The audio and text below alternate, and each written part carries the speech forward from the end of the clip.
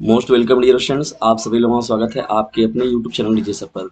आज का ये वीडियो क्लास 12th के बच्चों के लिए बहुत ही इंपॉर्टेंट है, क्योंकि इसमें हम लोग बात करने वाले हैं उनके मोस्ट इंपॉर्टेंट अति लघु उत्तरीय प्रश्नों की सीरीज के बारे में।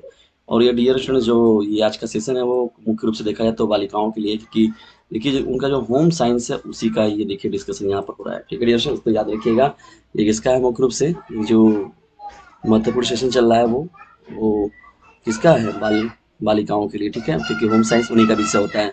तो चलिए आइए स्टार्ट करते हैं हम लोग आज के इस महत्वपूर्ण अति लघु प्रश्नों की सीरीज को। देखिए डियर स्टूडेंट्स, पहला देखिए हम लोग का प्रश्न क्या है, इसमें आप लोगों का बहुत ही इंपॉर्टेंट प्रश्न है। देखिए तैयार रहिएगा एकदम, बहुत ही मोस्ट इंपॉर्टेंट प्रश्नों की सीरीज अब चलेगी आप लोगों को। होम साइंस गृह विज्ञान पर काम किया जाएगा। देखिए पहला प्रश्न क्या है, संक्रामक रोग क्या है। बहुत ही इंपॉर्टेंट प्रश्न है, संक्रामक रोग क्या है या संक्रामक रोग किसे कहते हैं। ठीक है डियर स्टूडेंट्स, तो देखिए यहाँ पर जो इसका उत्तर हो जाएगा, विभिन्न रोगाणुओं, जीवाणुओं, विषाणु, कवक तथा प्रोटोजोआ आदि कारण होने वाले रोगों को ही वाले वाले रोग संक्रामक रोग कहलाते हैं। इनका संक्रामक विभिन्न माध्यमों द्वारा एक व्यक्ति से दूसरे व्यक्ति में होता है। अभी देखिए संक्रामक रोग का मतलब देखिए कोरोना वायरस भी क्या था, एक तरीके से संपर्क में आने से ही होता था ना, तो वो भी कितना चर्चित प्रश्न रहा है। तो विभिन्न रोगाणुओं के कारण होने वाले रोग जो होते हैं उन्हीं को हम लोग संक्रामक रोग कहलाते हैं। अब वो विभिन्न रोगाणु रोगाणु कौन से हैं, जैसे जीवाणु के रूप में भी आपके हो सकते हैं, ठीक है, और किस में हो सकते हैं, आपके विषाणु के रूप में हो सकते हैं, ठीक, और उसके साथ ही साथ आपके कवक के रूप में हो सकते हैं, प्रोटोजोआ के रूप में होते हैं। ऐसे तमाम जो है सूक्ष्म जीव जो कि हमें दिखाई भी नहीं देते, वो सभी कारण बनते हैं। ठीक है डियर, ऐसे ये हो जाएगा आपका। और वो ऐसे तमाम कई कारण जो कि बनते हैं मुख्य रूप से संक्रामक रोग के लिए जिम्मेदार होते हैं। तो संक्रामक रोग क्या होता है, ये आप लोग को अच्छे समझ में आ गया होगा कि संक्रामक रोग हम लोग किसे कहते हैं।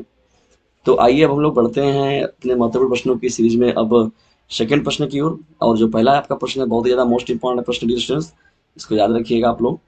चलिए बढ़ते हैं दूसरे प्रश्न की ओर। दूसरा आपका प्रश्न क्या दिया गया है, संक्रामक रोग किन किन माध्यमों द्वारा फैलता है। बहुत ही इंपॉर्टेंट प्रश्न, संक्रामक रोग भाई होता तो है, लेकिन संक्रामक रोग फैलता किन किन माध्यमों से, अब हमको इस पर बात करनी है। तो संक्रामक रोग जो होता है डियर स्टूडेंट्स, आइए जानते हैं किस किस माध्यमों से देखिए होता है। यहाँ पर देखिए मुख्य रूप से बात अगर की जाए संक्रामक रोग किन किन माध्यमों से होता है, तो यहाँ पर आपको जो दिख रहा है, देखिए संक्रामक रोग क्या होता है, जल एवं भोजन, वायु, रोग वाहक कीटों। जैसे संक्रामक जो होता है, जैसे जल और भोजन ले लिए, दूषित अगर ले लिए हम लोग, तो यहाँ से वो नुकसान करेगा हमारे लिए।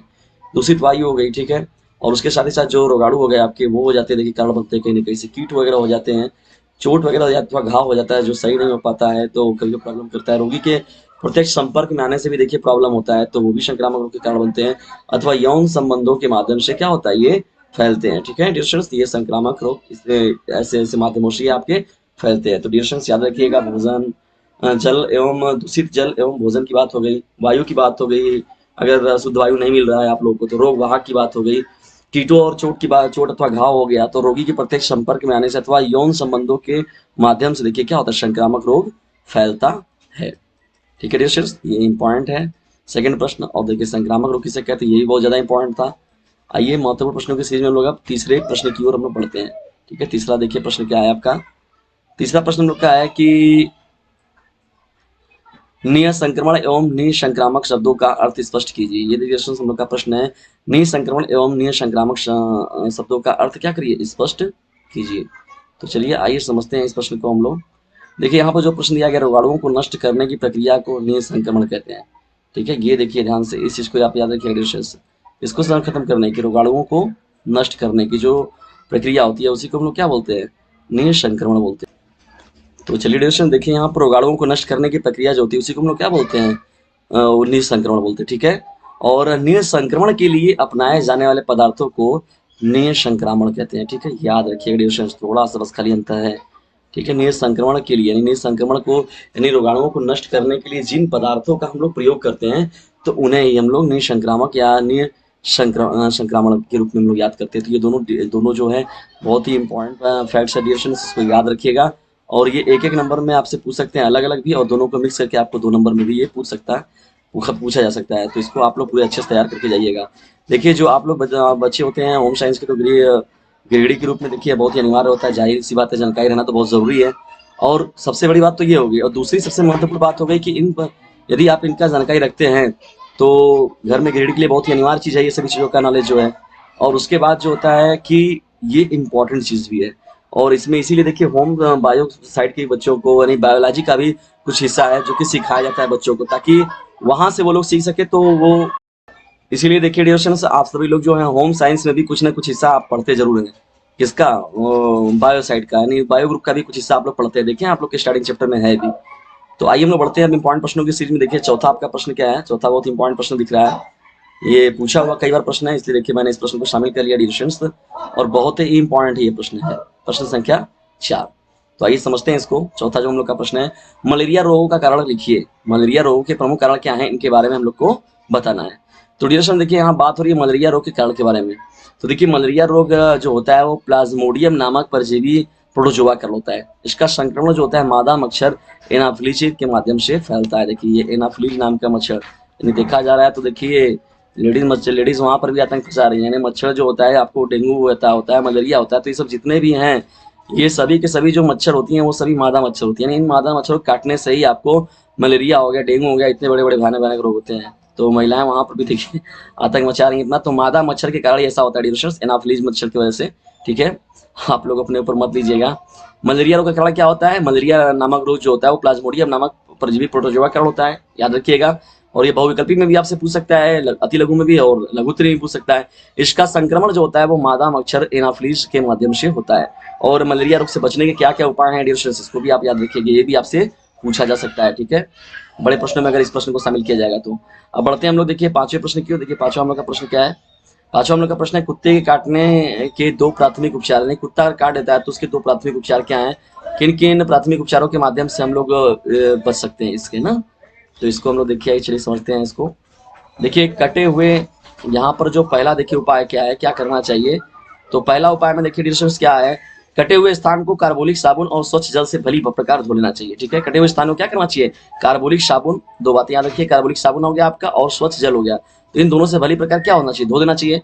और दूसरा ड्यूरेशन देखिए जो पॉइंट इसमें महत्वपूर्ण है, एंटीसेप्टिक औषधि का लेप लगाना चाहिए। ठीक है, एंटीसेप्टिक औषधि का लेप भी वहां पर लगा दीजिए जहां पर आपको काटा गया है ना, जहां पर कुत्ते ने काटा है वहां पर क्या करिए? एंटीसेप्टिक औषधि क्रीम को लगा लीजिए। आइए इंपॉर्टेंट प्रश्नों की सीरीज में बढ़ते हैं हम लोग अब छठवें प्रश्न की ओर और देखते हैं कुछ और महत्वपूर्ण। चलिए डियर स्टूडेंट्स, प्रश्नों की सीरीज में बढ़ते हैं हम लोग छठवें प्रश्न की ओर। देखिए छठवां हम लोग का प्रश्न क्या है यहाँ पर, बहुत ही इंपॉर्टेंट प्रश्न दिख रहा है ये भी। चिकनगुनिया देखिए क्या होता है? चिकनगुनिया कोई एक लक्षण लिखिए। चिकनगुनिया के प्रमुख लक्षण क्या है? देखिए इसके बारे में बात हो रही है। देखिए चिकनगुनिया में क्या होता है? तीव्र ज्वर होता है, सिर जोड़ों एवं मांसपेशियों में दर्द होता है, जोड़ों जोड़ों पर दर्द देखने को मिलता है, कमजोरी आना आदि जो है इसके प्रमुख लक्षण है। तीव्र ज्वर आना, देखिए ये तीव्र ज्वर की शिकायत होती है, जोड़ों में क्या होता है और मांसपेशियों में जो दर्द देखने को मिलता है। ठीक है, और कमजोरी होती है बहुत ज्यादा, शरीर सुस्त रहता है। तो चिकनगुनिया देखिए ड्यूरेशन ज्यादातर देखिए बाढ़ प्रभावित जो क्षेत्र होते हैं, जैसे हम लोग का क्षेत्र कुछ समय पहले देखिए बाढ़ प्रभावित क्षेत्र था, तो वहाँ पर चिकनगुनिया की बड़ी जबरदस्त शिकायत थी हम लोग के भी एरिया में। तो यहाँ पर लोग ऑटोमेटिकली जो कि जहाँ पर जो पानी जल जमाव की वजह से या तो दूषित जब हो जाता है जगह, तो उसी की वजह से देखिए ये फैलता है मुख्य रूप से और बहुत ही खतरनाक बीमारियों में ये है। ठीक है डिस्टेंस, क्योंकि मांसपेशियों और जोड़ों का दर्द जानते ही हैं कि वो परेशान करता है, तकलीफदायक होता है, तकलीफ देने वाला होता है। अब बढ़ते हैं हम लोग, देखिए सातवां आपका प्रश्न क्या है? सातवां, प्रदूषण के प्रकार बताइए।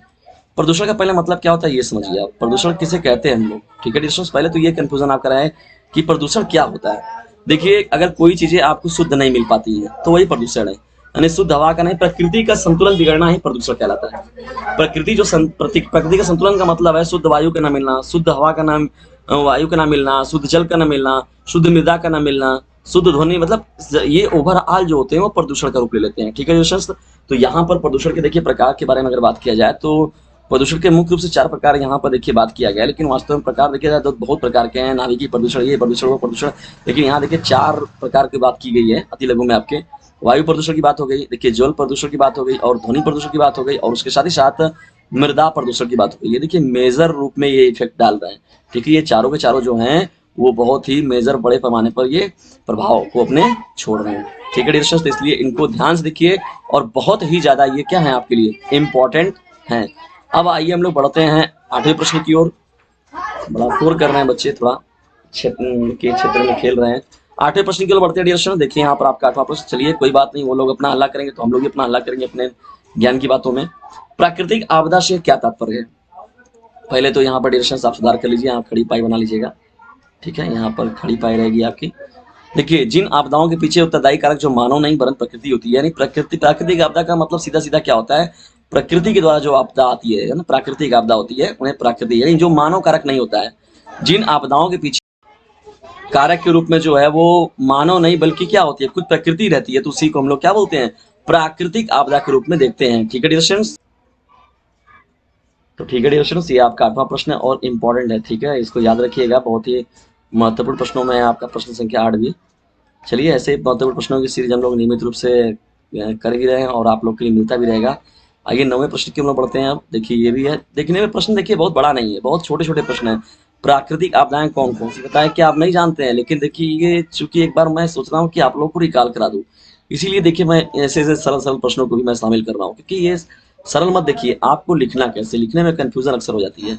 देखिए डिस्कशन, जैसे बाढ़ की बात हो गई, सूखा की बात हो गई, भूकंप की बात हो गई, भूस्खलन की बात हो गई, ज्वालामुखी की बात हो गई, विस्फोट की बात हो गई, ज्वालामुखी विस्फोट हो गया, चक्रवात हो गया, ये सभी के सभी जो हैं वो मुख्य रूप से जो क्या होते हैं। ठीक है डिस्कशन, यदि आपने यहाँ पर देखा क्या है, बाढ़ हो गया, सूखा हो गया, भूकंप, भूस्खलन, ज्वालामुखी विस्फोट, चक्रवात, बादल फटना, सुनामी, ओलावृष्टि की बात हो गई, ये सभी के सभी क्या है, प्राकृतिक आपदाएं आपको हो जाएंगे। ठीक है, ये पूरा का पूरा देखिए क्या है आपकी, इन्हीं से इनको हम लोग किसमें देखते हैं, प्राकृतिक आपदाओं में देखते हैं। ये बहुत ही मोस्ट इंपॉर्टेंट प्रश्न है। बाढ़, सूखा, भूकंप, भूस्खलन, ज्वालामुखी विस्फोट की बात हो गई, चक्रवात, बादल फटना, ये सभी जो घटनाएं हैं। चलिए डियर स्टूडेंट्स, बढ़ते हैं हम लोग अब 10वें प्रश्न की ओर। देखिए 10वां हम लोग का प्रश्न है और यह आज के सेशन का हम लोग का अंतिम प्रश्न भी रहेगा। और घबराइए बिल्कुल भी नहीं, ऐसे ही आपको महत्वपूर्ण सेशन और भी मिलते रहेंगे। और जब तक आपका एग्जाम नहीं होता तब तक एकदम चपचप आके चैनल से जुड़े रहिए और इसको शेयर भी करते रहिए फटाफट, ताकि मैं आप लोग के लिए और भी महत्वपूर्ण ऐसे प्रश्नों की सीरीज को तैयार करके दे सकूं। देखिए ध्वनि की तीव्रता को मापने की इकाई क्या है, तो सीधा सीधा डिरेक्शन दे, ध्वनि की तीव्रता को देखिए जो नापते हैं तो वो डेसिबल में नापते हैं। किस में नापते हैं, डेसिबल में। ये बहुत ही इंपॉर्टेंट प्रश्न है आपका और पूछा जाने वाला है प्रश्न है। ठीक है डिरेक्शन, तो इस प्रश्न को आप तैयार कर लीजिए एकदम अच्छे से, जो भी आपको दिए जा रहे हैं। उसके अलावा मैंने प्लेलिस्ट भी बना रखे हैं, तो उस प्लेलिस्ट को भी जाकर आप देखिए जरूर, जो होम साइंस के आपके प्लेलिस्ट हैं। और देखिए ये सीरीज है आपकी, मैं लघु उत्तरी, दीर्घ उत्तरी और भी मोस्ट इंपॉर्टेंट प्रश्नों की सीरीज आप लोग के लिए अवेलेबल कराऊंगा धीरे धीरे। लेकिन आप लोग भी अपने एक चैनल के लिए अपना एक काम करिए कि इसे शेयर करना ना भूलिए, और जो मेरा मोस्ट इंपॉर्टेंट नंबर है 950 690 222 उसे अपने ग्रुप में फैला दीजिए, सभी लोगों को उस नंबर से अवगत करा दीजिए, ताकि मैं ये जो मोस्ट इंपॉर्टेंट है ये पढ़ाने के साथ ही साथ मैं इनका उपलब्ध पीडीएफ भी आप लोगों को उपलब्ध करा सकूं। तो मिलते हैं अगली वीडियो में, तब तक के लिए टेक केयर, गुड बाय, जय हिंद, जय भारत। 15 से 20 दिनों का आपका संघर्ष है, चपकर तैयारी करिए और बिल्कुल भी इस समय आराम करने की कोई जरूरत नहीं है। तो डियर स्टूडेंट्स, थोड़ा बहुत आप मनोरंजन के साथ लेकिन अपने स्टडी को नियमित रूप से करिए, ये आप लोग के लिए बहुत ही गोल्डन समय है। अगर आपने इसका अभी उपयोग नहीं कर पाया तो बाद में आपको बहुत पछतावा होगा।